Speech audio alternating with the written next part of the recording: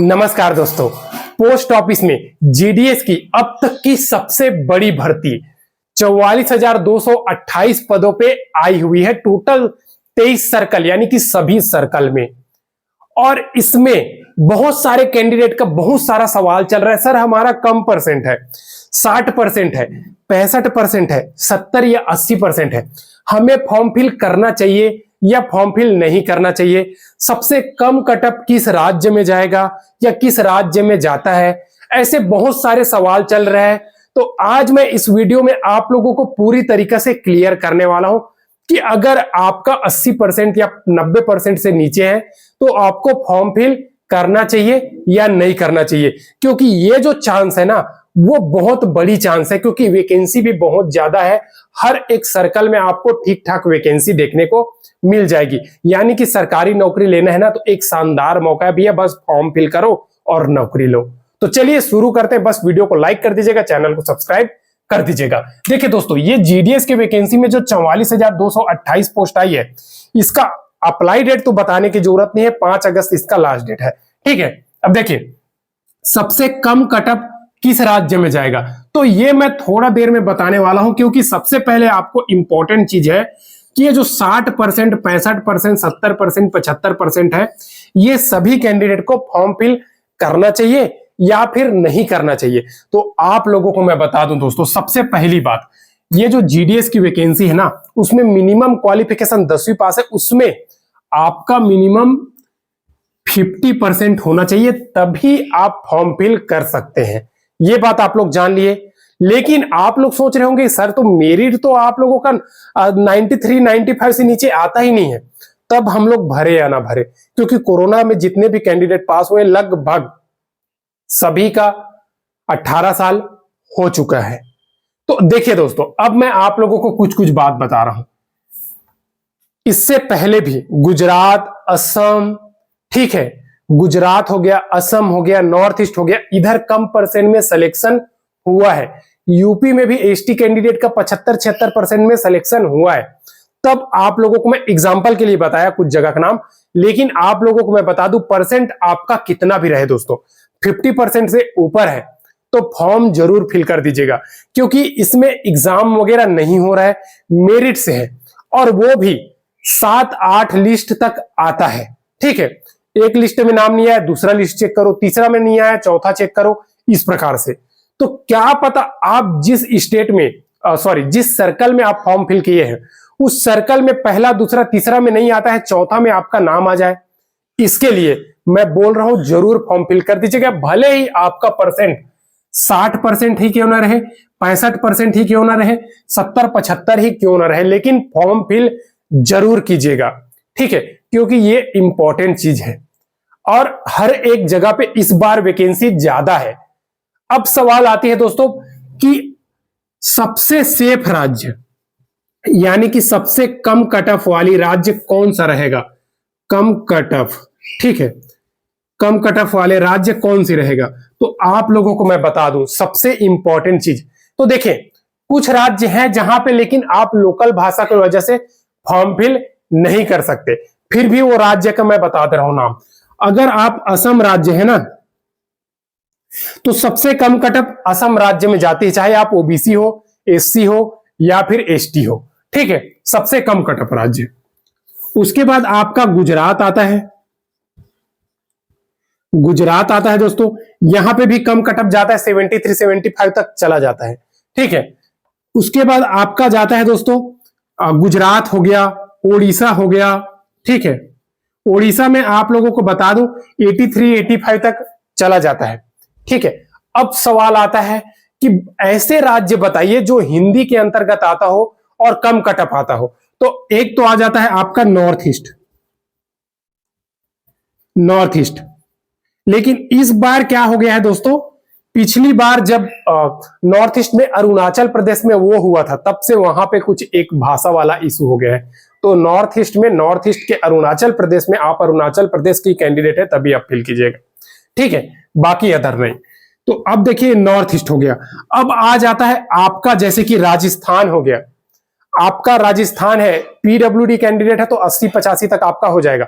बाकी 95% है ना, तो राजस्थान, एमपी, गुजरात, राजस्थान, एमपी हो गया, आपका छत्तीसगढ़ हो गया, आपका बिहार। बिहार में भी ऐसे तो स्टार्टिंग के फर्स्ट लिस्ट में 100, 99, 98 तक कट ऑफ जाता है, लेकिन आपका 95% है तो आप भर दीजिएगा, चांस है वहां पे होने का।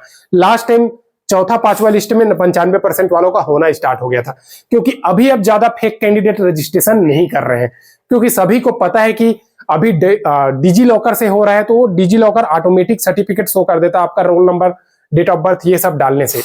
तो आप लोगों को बता दूं, इस बार कटअप गिरने ही वाली है, पिछले बार के मुकाबले कटअप गिरने वाली है, और कई लिस्ट आती है, आप सभी को पता है। तो भैया परसेंट का आप लोग घबराइए मत, जरूर भर दीजिएगा, चाहे आप कोई से भी स्टेट के भरे।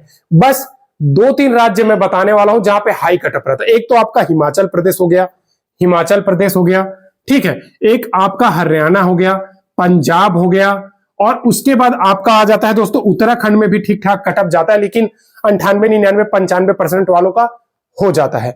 महाराष्ट्र में 93-94 तक हो जाता है। वेस्ट बंगाल में ईडब्ल्यूएस का कटअप कुछ जगह पे सबसे कम जाती है। इस प्रकार से दोस्तों सबसे कम कटअप, सबसे ज्यादा कटअप वाला राज्य मैं बता दिया अब तक का। लेकिन आप लोगों को बता दूं, आपका परसेंट भले ही 60% क्यों ना रहे, लेकिन फॉर्म फिल करें, क्योंकि देखिए अगर आप फॉर्म फिल नहीं करोगे तो आपका सिलेक्शन का चांस 0 रहेगा, और अगर आप फॉर्म फिल करते हैं तो लगभग 40-50% तो चांस रहेगा ना सिलेक्शन का। तो जरूर फॉर्म फिल कर दीजिएगा, क्या पता लास्ट लिस्ट तक आपका नाम आ जाए, क्योंकि वैकेंसी ज्यादा है। और ज्यादातर कैंडिडेट क्या होता है, दूसरा नौकरी लगने से ये नौकरी को छोड़ देता है, इससे क्या है नई भर्ती आ जाता है, वहां पे खाली आ जाता है सीट। ऐसे ही होते जा रहा है दोस्तों, क्योंकि बहुत ज्यादा पहले स्टार्टिंग में हर एक को सरकारी नौकरी चाहिए अभी के टाइम पे, तो सभी क्या करते हैं जेडीएस में फॉर्म फिल कर देते हैं, फिर इधर छोड़ के दूसरे में जाते हैं, इस प्रकार से। ठीक है, तो देखिए अब ये हो गया सबसे कम कटअप। अब सवाल आता है दोस्तों, आप लोगों का पोस्ट प्रेफरेंस कैसे करना है। भैया अभी सिलेक्शन लेना है ना, तो सबसे इंपॉर्टेंट पोस्ट प्रेफरेंस है। ऐसा नहीं है कि आप 2-4 लिस्ट जगह पे फॉर्म फिल कर दिए हो गया। आपको क्या करना है, देखिए सबसे पहले 23 सर्कल है, ठीक है, ये 23 सर्कल है। अब 23 सर्कल में बता दूं, आप एक सर्कल चुन लिए, ठीक है, एक सर्कल, जैसे कि आप एमपी सर्कल चुन लिए। एमपी के अंतर्गत बहुत सारा डिवीजन है, ये डिवीजन है, डिवीजन है, डिवीजन है, डिवीजन है, डिवीजन है, डिवीजन है, ठीक है। अब एक डिवीजन के अंतर्गत बहुत सारा पोस्ट ऑफिस है, 300, 400 इस प्रकार से पोस्ट ऑफिस है।